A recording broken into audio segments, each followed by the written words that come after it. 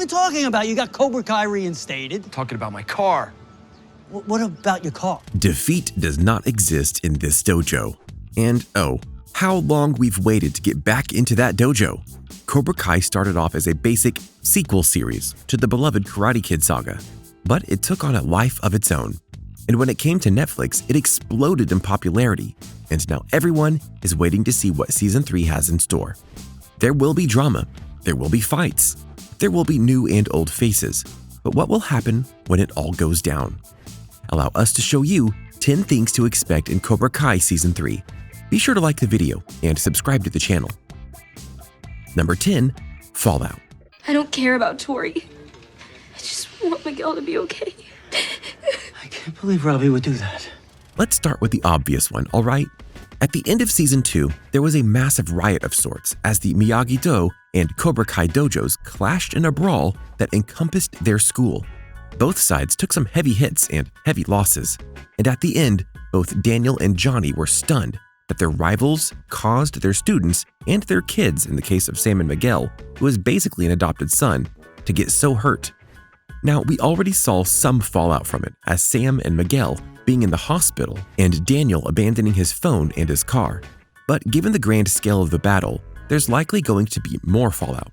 Certain stills seem to indicate that Sam, Tori, and certain other students are going to face harsh punishments, which makes sense given what happened.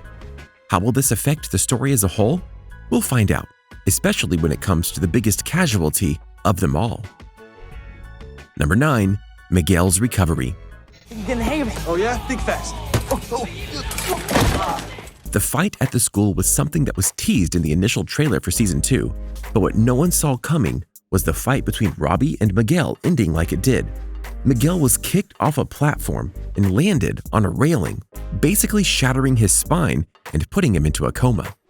The teaser for the 3rd season teased that Miguel is going to wake up, and the full trailer for the season showed that Johnny is not going to abandon him, nor is he going to allow him to stay in his crippled state. We see the two training in their own way and helping Miguel get stronger despite his journey. This is good for multiple reasons, because Johnny is at his lowest right now after losing his students, his dojo, and Miguel. This might be what he needs to get back on a better path. Plus, Miguel is going to need help, and Johnny might just be the person to give him the right kind of help, even if that means abandoning Cobra Kai as a result.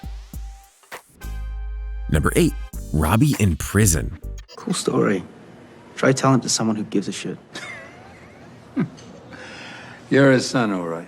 Another key element for Season 3 is going to be the continued journey of Robbie. Season 1 saw him trying to screw with his dad and finding a better path. Season 2 saw him become better, but let his darker impulses overcome him in the fight with Miguel, and he went on the run as a result. As we were to find out in the trailer, Robbie is indeed in prison, or at the very least, a juvenile detention center, and he's not the most popular person there. We might also be getting flashbacks to Robbie's past, and as if that wasn't enough, he'll be visited by Kreese, which is never a good thing. How Robbie will get out of the situation is unclear, but he's likely going to want to have his own redemption as the season goes on. Number 7, Daniel in Japan. Your sensei did not teach you everything. You sure that was Miyagi-Do karate? Didn't seem like self-defense to me. Easily one of the most hyped things about Cobra Kai Season 3 is that Daniel is going to be heading back to Japan for at least an episode, if not more. The reason for this is that after everything that went down, he feels he needs to reconnect with the spirit of Mr. Miyagi, now more than ever.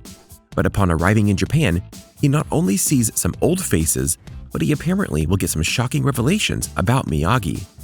Why this is important is because throughout his life, Miyagi was the guiding force, the calming influence, and a man who, in Daniel's eyes at least, was perfect. Miyagi always had the answer, but as we might find out, he may not have been as perfect as Daniel envisioned.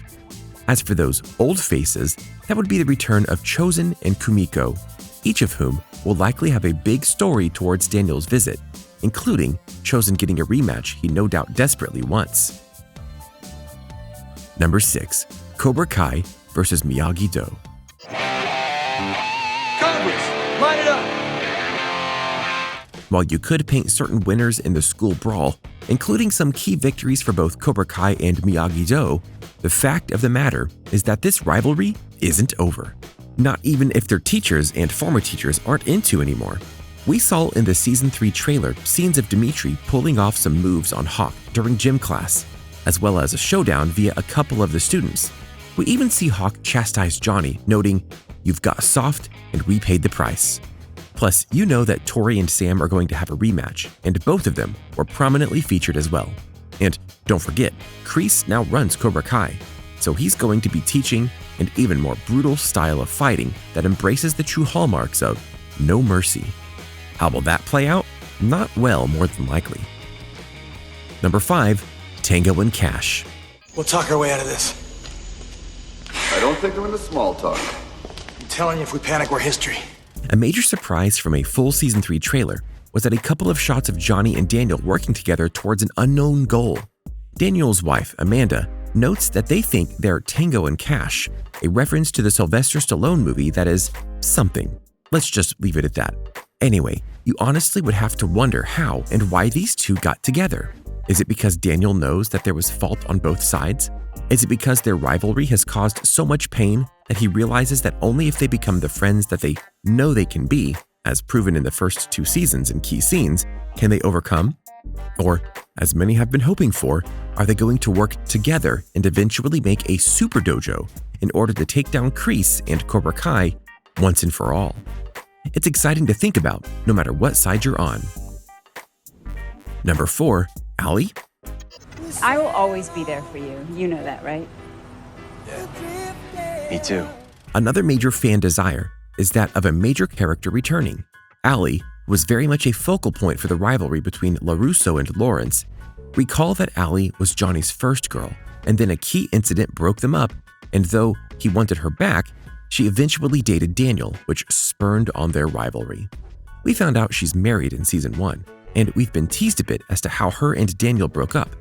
Remember, they were together in the first and third film, but have gotten no definitive answers. Then, at the end of Season 2, Johnny, finally learning how to use Facebook, reached out to her, and she answered his request back just after Johnny threw his phone away.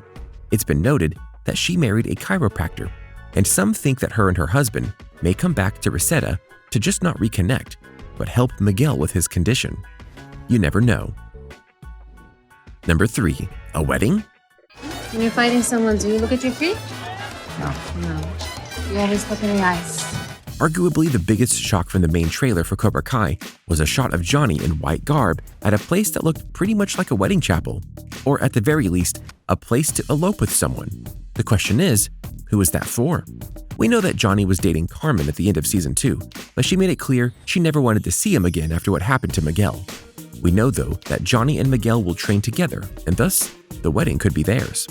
Or it could be that after everything that happened, that Daniel and Amanda decided to renew their vows in order to re-cement their love for one another.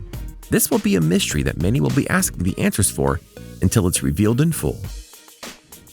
Number 2, the fights. Well, let's see how that works out. Look, you're going to have a karate show, you're going to have karate matches. And thankfully, Cobra Kai Season 3 trailer didn't hint at anything too major in terms of fight scenes. We saw Daniel and Sam training with staffs and Robbie getting beat up in prison, but that's about it. Given all the tension in the air post-brawl, you know there will be some key karate matches to settle scores or set up new rivalries. The only question is, who will strike first? Number 1, the twists. We knew they were going to go in a direction that left things hanging and go and take a left-hand turn that nobody expected. A beautiful thing about Cobra Kai, and something that everyone agrees is a key part of the show, is that the writing doesn't always follow the predictable patterns. Both Season 1 and Season 2 are full of moves that are surprising, challenge the characters, and pushed the plot forward in meaningful and shocking ways. From the arrival of Kreese to Miguel's injury, the way Johnny and Daniel have almost connected a few times, there's always going to be something good to look forward to that you're not expecting. So what will Season 3 offer us in terms of twists? We can't wait to find out. So what do you think? What do you think of this look at Cobra Kai Season 3 and how everything might break down? What are you yourself most looking forward to in the new season? Do you have certain wishes for characters and storylines and such? What other pieces of Karate Kid lore do you think will find their way into Cobra Kai? Let us know in the comments below. Be sure to subscribe, and we'll see you next time on the channel.